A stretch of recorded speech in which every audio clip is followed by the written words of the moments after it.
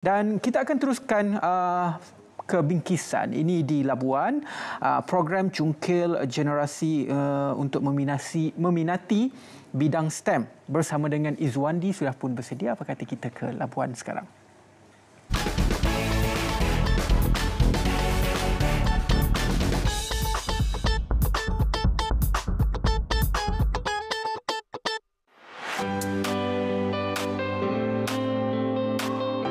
Program Young STEMers Expo YSE sempena 15 tahun Sekolah Menengah Agama Mawib Labuan bukan sekadar satu pertandingan tetapi menjadi medan eksplorasi, inovasi dan pembelajaran abad ke-21. Objektifnya berkongsi perkembangan teknologi serta aspirasi negara dalam memperkukuh pendidikan sains, teknologi, kejuruteraan dan matematik STEM di pulau ini. Sebenarnya kami nak mendedahkan perkara-perkara baru kepada pelajar semua mawib supaya pemikiran mereka tu lebih terbuka, luas, dan persediaan kami lah apabila mereka berada dalam masyarakat, mereka akan tahu kegunaan STEM dalam kehidupan. Pertandingan robot menguji kemahiran fizikal dan kemampuan kawalan dalam talian para peserta.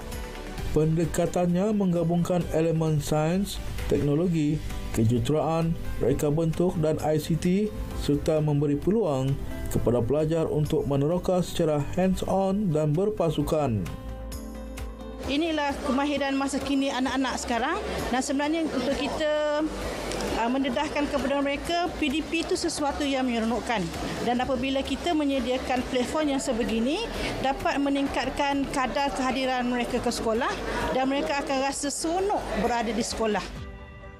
Penganjuran program peringkat kebangsaan itu membabitkan pelajar sekolah menengah dari Semenanjung, Sabah, Sarawak dan Labuan.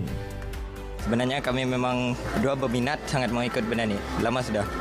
Ini first time ikut, jadi kami ada excited, lepas tu ada takut sikit. Kalau pendapat saya program ini sangat bagus untuk kami pelajar supaya makin terdedah kepada teknologi. Pelajar-pelajar di luar sana sertailah program ini sebab dia menarik dan pelajar lain tidak akan ketinggalan dengan teknologi zaman sekarang. Kita boleh memikir dengan kreatif yang diorang bentangkan dari segi ilmu. Kalau yang pembentangan tu, diorang sedang mengkongsikan ilmu kepada kita kalau kita tiada nak tahu apa-apa tentang sains tu. Jadi diorang buat pameran ni untuk mengkongsikan ilmu untuk kita lah. Kami buat STEM Science, jadi kami banyak belajar pasal sains. Kami bagi soalan sains dekat orang lain.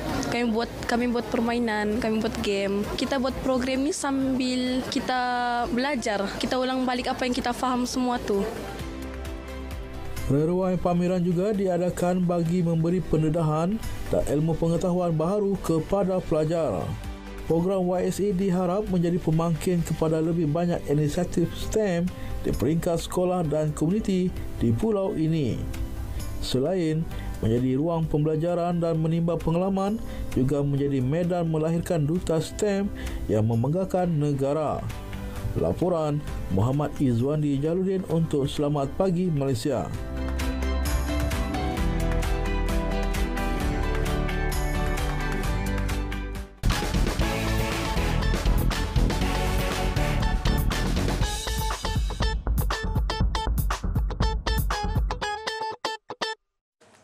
Baik, terima kasih Izwandi untuk bingkisan yang disediakan untuk kita memahami lebih lanjut mengenai betapa pentingnya STEM ataupun sains teknologi dan juga matematik ini untuk kalangan anak-anak ataupun generasi muda.